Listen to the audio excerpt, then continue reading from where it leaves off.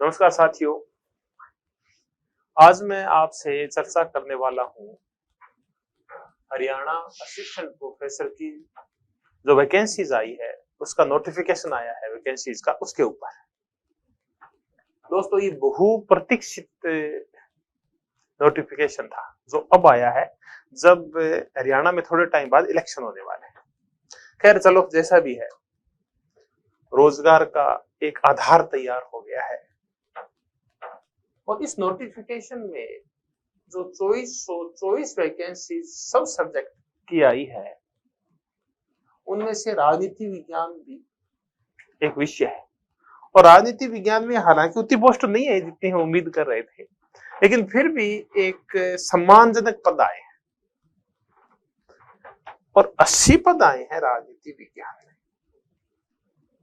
आज मैं इस वीडियो में आपसे जो चर्चा करने वाला हूं, उस मुद्दे पे करूंगा कि आखिर क्वालिफिकेशन क्या है, इस एग्जाम में कौन बैठ सकता है, क्वालिफिकेशन कब तक चाहिए आपकी, आप इसकी तैयारी किस रूप में करें, एग्जाम की संभावनाएं कब तक है, भर्ती का पैटर्न क्या है, इन सब मुद्दों पे मैं आपसे चर्चा करने वाला हूं।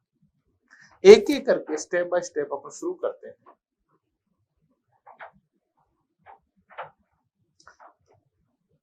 वो है डेट ऑफ पब्लिकेशन। चलो इसको छोड़ते हैं और सीधे मुद्दे पे आते हैं कि इस भर्ती परीक्षा के लिए 7 अगस्त से फॉर्म अप्लाई होना शुरू हो गए हैं। और आप इस डेट का विशेष ध्यान रखें, 27 अगस्त 27/8/2024 इसकी अंतिम तिथि है। यानी आप HPSC असिस्टेंट प्रोफेसर के लिए जो फॉर्म अप्लाई कर रहे हैं वो 27 से पहले ही कर दें, क्योंकि कई बार रश आवर्स में बड़ी दिक्कत आती है 27 तारीख को, तो आप ये काम पहले ही कंप्लीट कर लें। तो एक तो आपको ये 27 अगस्त ध्यान रखनी है, आपको फॉर्म फिल इससे पहले करना है। अगला मुद्दा जिस पर हम चर्चा करने वाले हैं वो है कि गुड एकेडमिक रिकॉर्ड क्या है, एकेडमिक रिकॉर्ड क्या है। देखिए, PhD वाला सारा चक्कर छोड़ दें अपन, जिसमें बहुत कम कैंडिडेट्स होते हैं। 1991 से पहले ये चाहिए, 2019 से पहले ये चाहिए, 2009 से पहले ये चाहिए, 2 रिसर्च पेपर चाहिए, PhD वाला पूरा चैप्टर खत्म कर देते हैं। कुल मिला के वो कैंडिडेट्स जिन्होंने नेट कर रखी है, जो नेट JRF है, या जिन्होंने हरियाणा की सेट कर रखी है।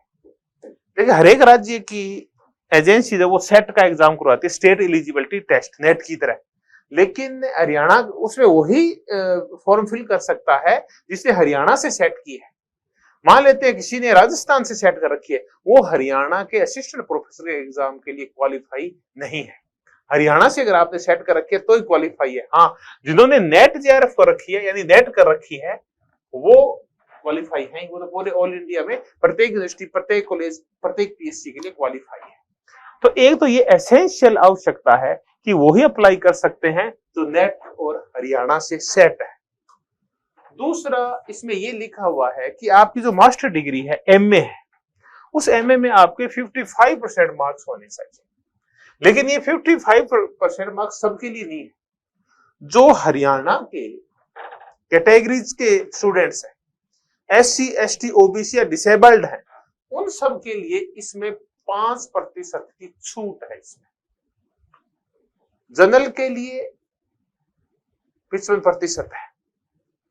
नेट की अपनी चर्चा हो ही गई। उसके बाद आ गया कि गुड एकेडमिक रिकॉर्ड क्या चाहिए। ये आप थोड़ा सा समझे कि गुड एकेडमिक रिकॉर्ड क्या है। इसमें ये लिखा हुआ है कि आपके 4 एग्जाम्स हैं, मान लेते हैं 10th 12th BA और MA, या BA को आप कुछ भी मान लो, आप बैचलर डिग्री। इन चारों में से MA में तो आपको 55 चाहिए ही चाहिए, यानी कैटेगरी को 50 चाहिए, MA में आपको 55 चाहिए चाहिए। उसके बाद बच गए 3 एग्जाम। इनका कहना है कि इनमें से किसी 2 में आपके कितने प्रतिशत हो, 55%। और ये प्रतिशत जो आप निकालेंगे, ये आपके मार्क्स का प्रतिशत होना चाहिए, न कि परसेंटेज का। ये मार्क्स का प्रतिशत है कि आपने कितने ऑब्टेन्ड मार्क्स थे और टोटल मार्क्स कितने थे, उसमें से कितने आए, इसका 55% चाहिए। एमए में 55 चाहिए, बाकी में 2 को मिला के 55 चाहिए, हर एक 2 में 55 होने चाहिए, 2 को मिला के 55 चाहिए। फिर और है कि जिन 2 को मिलाओगे उन्हें 50% से किसी में भी कम नहीं होना चाहिए। मान लेते हैं कि आपने 12th और बीए इन दोनों के मार्क्स जोड़े तो आपके 55% आ गए, लेकिन इसमें आपके 60 थे और इसमें अगर आपके 49% है तब आप एलिजिबल नहीं है, क्योंकि आप 50% से नीचे चले गए। तो जिनके 2 एग्जाम्स के बाकी के आप 55% लो, उसमें एग्जाम में 50% से कम नहीं होना चाहिए आपका। तो ये ऐसा करके और ये कि 55 और 50% का एक क्राइटेरिया डिसाइड किया गया है आपका गुड एकेडमिक रिकॉर्ड के बारे में। तो एमए में 55 हो, बाकी नेट हो, बाकी ये 4 एग्जाम्स में से 2 में 55 हो और किसी में भी जो 2 आप लोग उसमें 50% से कम किसी में भी न हो। एमए में तो आपको 55 चाहिए कैटेगरीज को छोड़ के। ये हमने चर्चा की गुड एकेडमिक रिकॉर्ड की। अब आ गई एज लिमिट्स। एज लिमिट्स है वो जनरल के लिए 21 ईयर्स से लेके और 42 ईयर्स तक है, 21 से लेकर 42 साल तक है। इसमें जो कैटेगरीज के स्टूडेंट्स हैं उनको 5 साल की छूट है।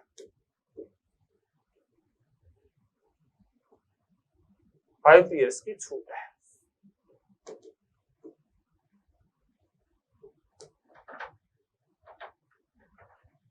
लेकिन ये आपको एज देखनी कब से है, इसके लिए इन्होंने एक डेट डिसाइड कर रखी है 15/7/2024। ये एक कट ऑफ डेट है जिस दिन आप या तो 21 साल पूरे कर लेंगे या आप 42 साल से कम होंगे।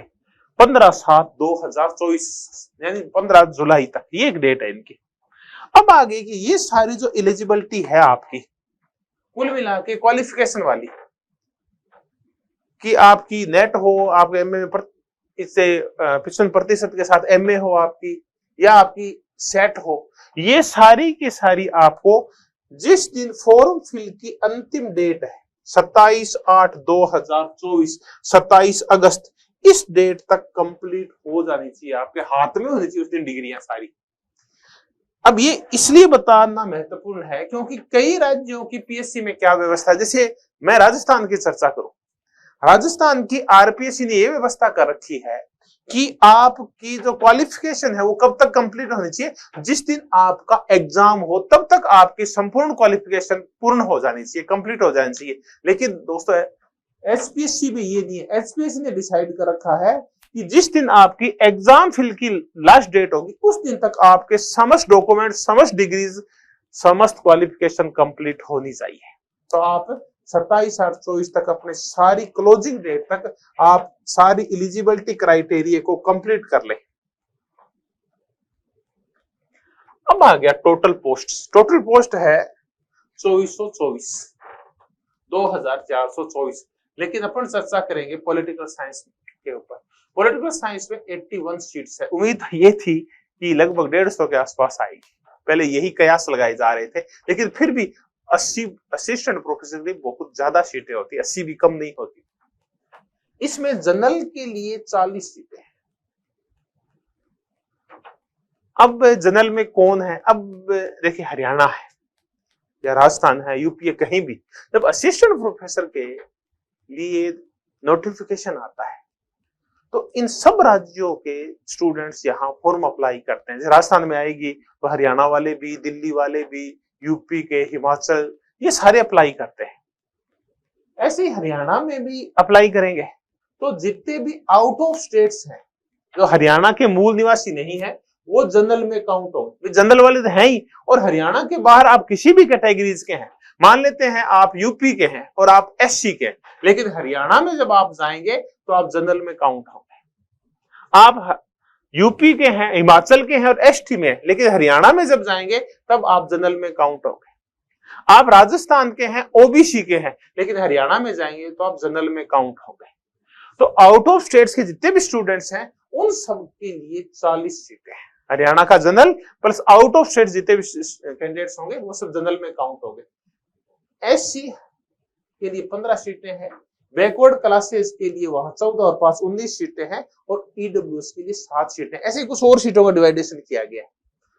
तो कुल मिला के जो ज्यादा प्रतियोगिता है वो इन 40 सीट्स के लिए है। अब इन 40 सीट्स के लिए प्रतियोगिता क्यों है, मैं थोड़ी सी चर्चा करूं।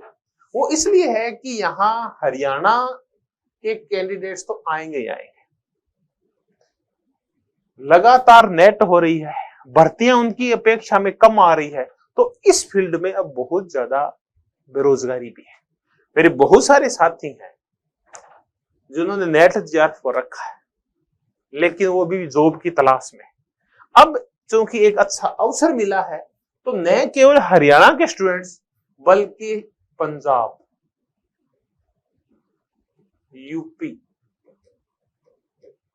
हिमाचल, राजस्थान, उत्तराखंड, इनके कैंडिडेट्स तो हिंदी मीडियम वाले हैं और नॉर्थ इंडिया में ये तो जरूर आते हैं। और फिर रह गया दिल्ली। ये सारे कैंडिडेट्स अप्लाई करेंगे यहां, अधिकांश कैंडिडेट्स करेंगे। तो ऐसे करके और इन पोस्ट्स के लिए प्रतियोगिता बहुत ज्यादा हो जाती है। अब कितने लोग अप्लाई करेंगे, कंपटीशन कितना टफ है, हम इसकी चर्चा थोड़ा सा रुक के करते हैं और आगामी इसी मुद्दे पे चर्चा करेंगे। मैंने तो आपको ये स्टेट्स बताए, हरियाणा, पंजाब, यूपी, हिमाचल, राजस्थान, उत्तराखंड, दिल्ली, और एक स्टेट रह गया बिहार।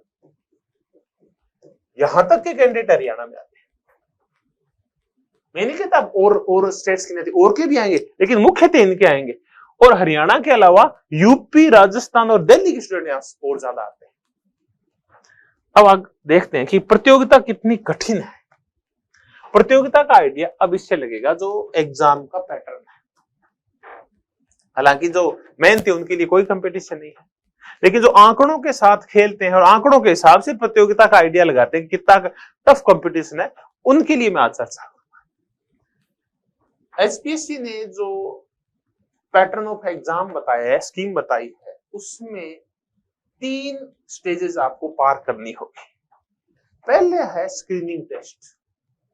स्क्रीनिंग टेस्ट का तात्पर्य है कि इसमें आपको सिर्फ क्वालिफाई करना है। ये मार्क्स हैं, ये आपकी टोटल मेरिट में काउंट नहीं होंगे, ये सिर्फ एक छंटनी परीक्षा है।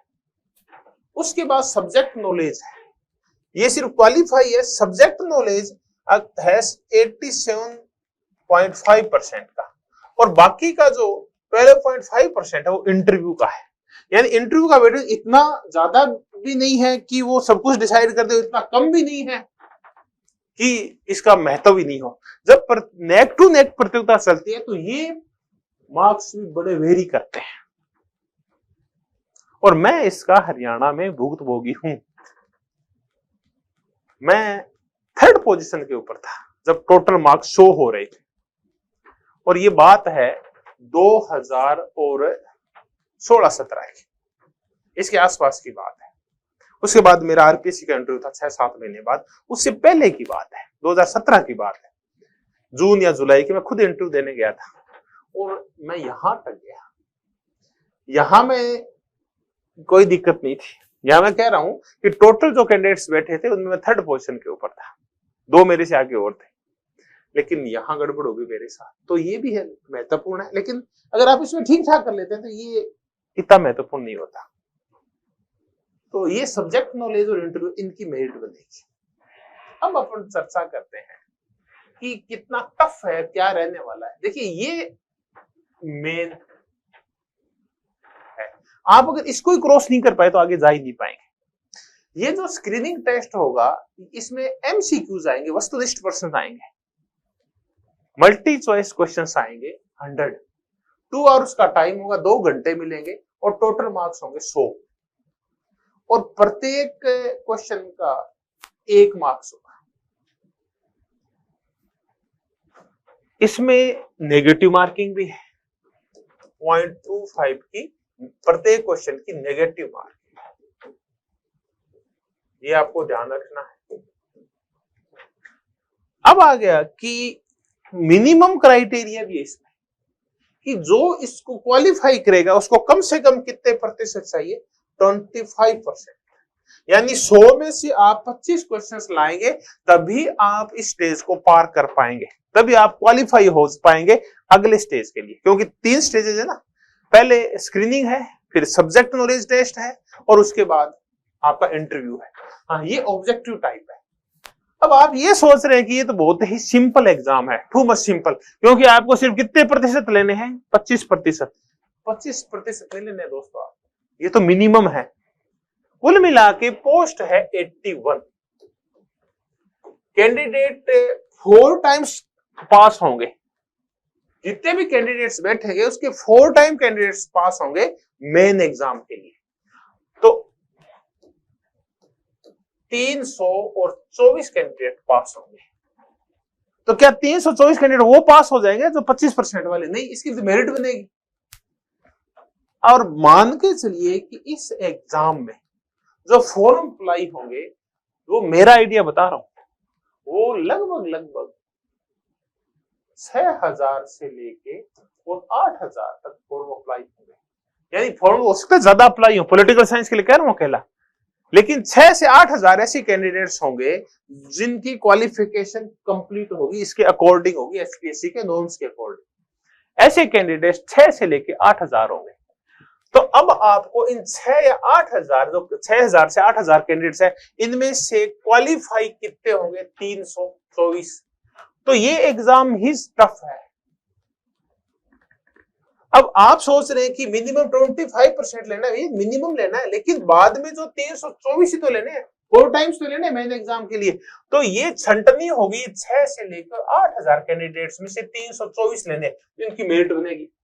मेरिट 60% भी जा सकती है, 70 भी जा सकती है, 80 भी जा सकती है और 90% भी जा सकती है। तो आपको जो पहली तैयारी करनी है वो इसकी करनी है ढंग से, ताकि आप इन 324 में शामिल हो सको। इन 300 शामिल ही नहीं हुए तो फिर आप मेंस का एग्जाम कैसे देंगे? तो आप इसको तो जाओ भूल, उसके बाद ये कोशिश करो कि इन 324 में शामिल कैसे हो। और ये जो लगभग 6 से 8000 के बीच कैंडिडेट्स बैठने वाले एग्जाम में, इनको क्रॉस करके यहां तक कैसे, इनमें स्थान कैसे, तभी तो आप आगे वाले एग्जाम में बैठ पाओगे। अब आ गया मेन एग्जाम। मेन एग्जाम होगा, उसमें सब्जेक्ट नॉलेज टेस्ट नाम दिया इसको। यदि आपका ये जो एग्जाम होगा ये ऑब्जेक्टिव नहीं होगा, बल्कि डिस्क्रिप्टिव होगा, ये वस्तुनिष्ठ नहीं होगा, ये वर्णनात्मक होगा।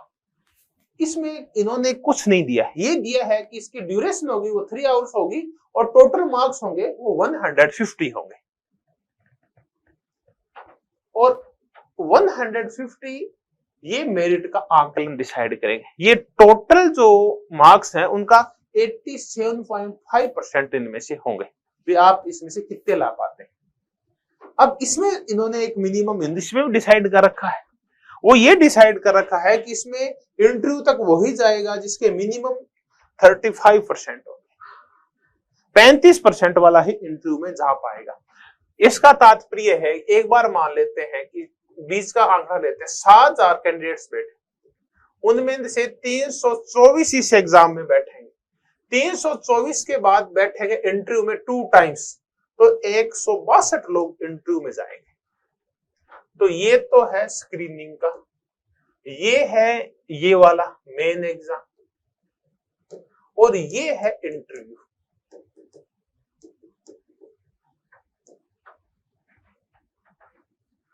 और इसमें वही क्रॉस करके इंटरव्यू में आएगा जिसके मिनिमम 35 होंगे। तो क्या 35 लेती आप इंटरव्यू में आ जाएंगे? नहीं आ जाएंगे। फिर आपको इनमें प्रतियोगिता होगी, इनमें 324 में से, और फिर आधे बाहर हो जाएंगे, आधे अंदर आ जाएंगे। इसमें मेरिट बन जाएगी, जो ऊपर वाले होंगे। मेरिट जरूरी है 35% जाएगी, हो सकता है 40 हो जाए, कोई 35% प्राप्त नहीं कर पाएगा और कोई हो सकता है मेरिट 60% ही चली जाए। तो 35% तो मिनिमम क्राइटेरिया है इसका। अब आ गया कि चलो ये हो गया कि इंटरव्यू का जो वेटेज होगा वो 12.5% होगा। तो ये हमने एग्जाम का पैटर्न देखा और ये देखा कि इनमें सबसे जो महत्वपूर्ण कड़ी है, हालांकि तीनों कड़ी महत्वपूर्ण है, वो पहली है कि अगर आप उसको क्रॉस नहीं कर पाए तो आगे पहुंचेंगे कैसे। स्क्रीनिंग है वो वस्तुनिष्ठ है, उसके बाद आगे जो मेन एग्जाम है वो डिस्क्रिप्टिव वर्णनात्मक है, और फिर उसके बाद इंटरव्यू है। मेरिट बनेगी वो मेन की और इंटरव्यू की बनेगी।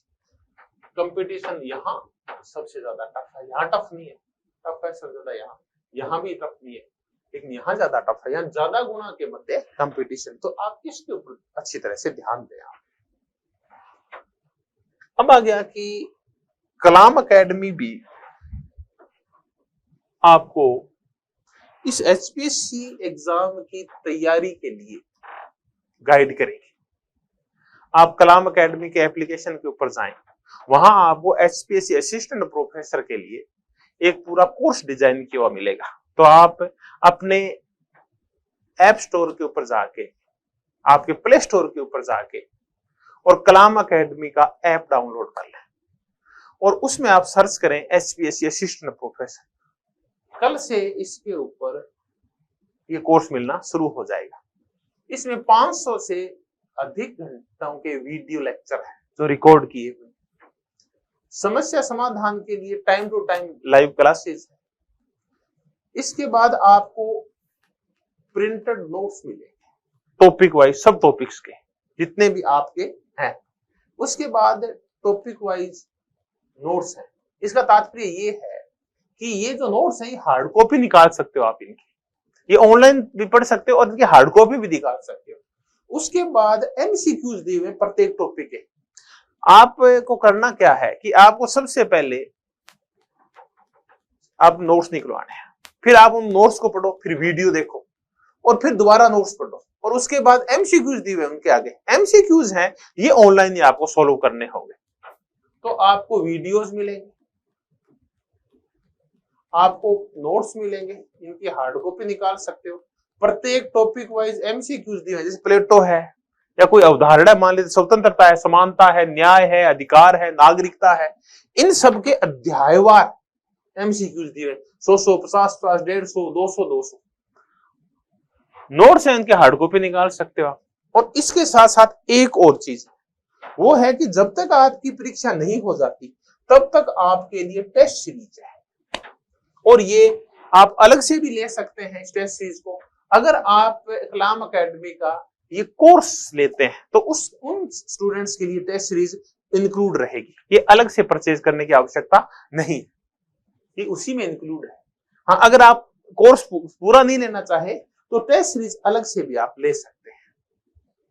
टेस्ट सीरीज तब तक चलेगी जब तक कि आपका एग्जाम नहीं हो जाता। अब इस टेस्ट सीरीज चलेगी कैसे? अभी तक डेट का कुछ निर्णय हुआ नहीं है, तो हमने एक बार तो ये डिसाइड किया है कि अगर 2-3 महीने मिलते हैं तो हम आपके 10 माइनर टेस्ट लेंगे, 5 मेजर टेस्ट लेंगे और 2 फाइनल टेस्ट लेंगे। कुल मिला के हम आपके 17 टेस्ट लेंगे। यानी कलाम एकेडमी ऑनलाइन अपने प्लेटफॉर्म के ऊपर 17 टेस्ट ऑर्गेनाइज करवाएगी। अब ये जो है इसका एक शेड्यूल होगा,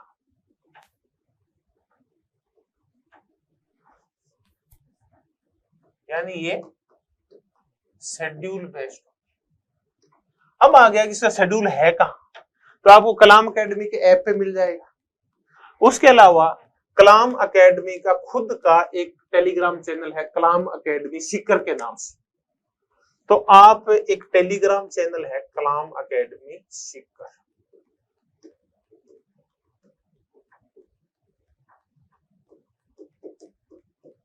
आप इसको डाउनलोड कर लो, ये टेलीग्राम चैनल। इस पे ये हरियाणा एचपीएससी की टेस्ट सीरीज का पूरा शेड्यूल आ जाएगा कि 5-5 दिन से या 3-3, 4-4 दिन से किस चीज का टेस्ट देंगे आप।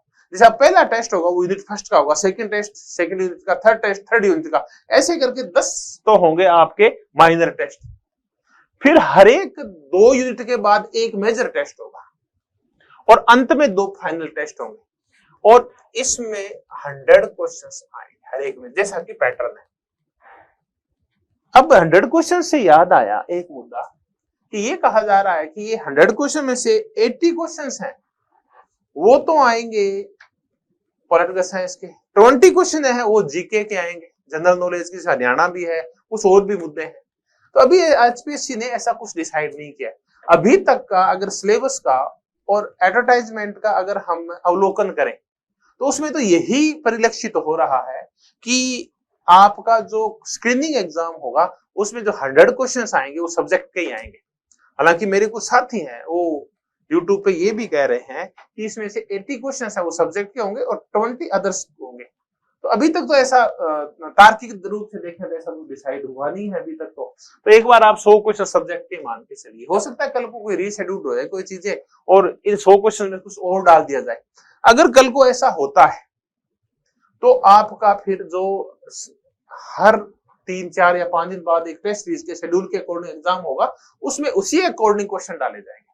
जैसे अगर इसमें हरियाणा के 5, 7, 10 क्वेश्चन या कुछ और जोड़ दिया गया तो वो फिर आपके हरियाणा का जीके डाला जाएगा उसके अकॉर्डिंग जितनी मात्रा में पूछा गया एसपीएस ने डिसाइड किया गया। तो ये टेस्ट सीरीज है, ये आप जो ऑनलाइन कोर्स है उनके साथ उसके अवेलेबल है, उसी के साथ चाहे तो आप अलग से भी ले सकते हैं इसको, आप कोर्स नहीं लेना चाहें तो आप। हाँ, इसका शेड्यूल है मैंने कहा, एक तो ये कलाम एकेडमी की ऐप पे मिल जाएगा, एक कलाम एकेडमी सीकर के नाम से टेलीग्राम चैनल चलता है, एक खुद मेरा टेलीग्राम चलता है खुद का, political science with doctor Ben. आप ये टेलीग्राम चैनल भी ज्वाइन कर सकते हैं, political science with doctor Beniwal.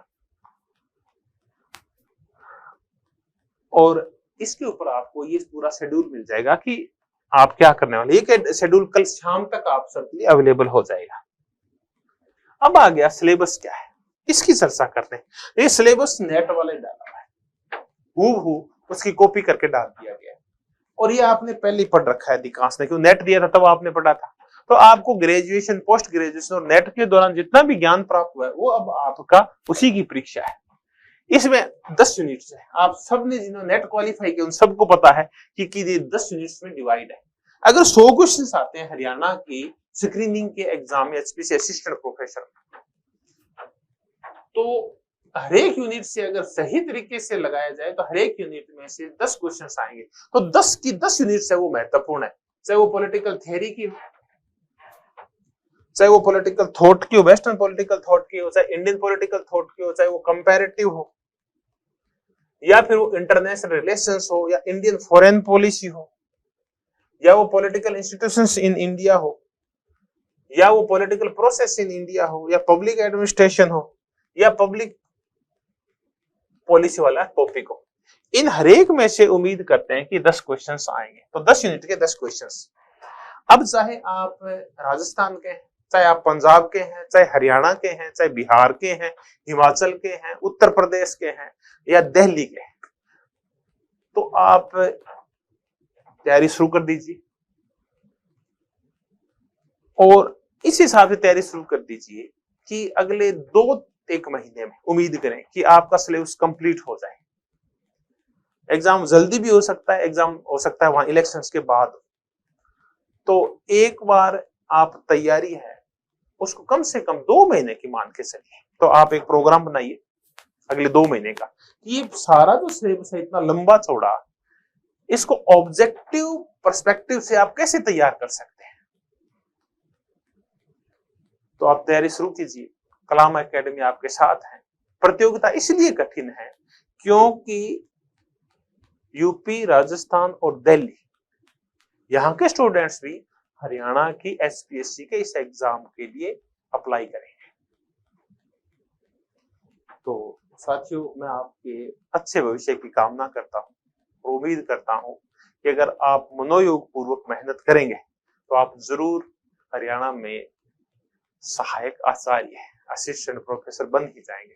Kalam academy निरंतर आपके साथ है, मैं आपका मार्गदर्शन करता रहूंगा, बार बार आपसे ऑनलाइन यूट्यूब के माध्यम से रूबरू होता रहूंगा। आपने अपना कीमती समय दिया, इसके लिए तहे दिल से धन्यवाद, बहुत बहुत धन्यवाद दोस्तों।